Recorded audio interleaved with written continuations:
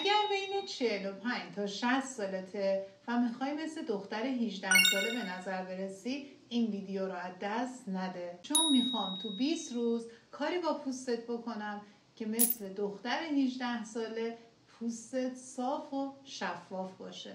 پس این ویدیو رو سیو کن و با یه قلب قرمز تو کامنت ها بهم انرژی بده تا کلی از این ترفندها رو برات بذارم.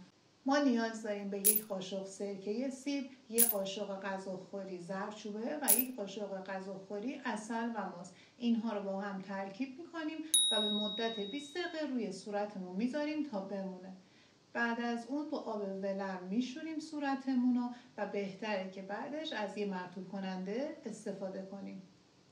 این ترکیب رو به مدت 20 روز استفاده کن و نتیجه رو توی کامنت ها برام بذار تا بقیه هم بتونن استفاده کنن.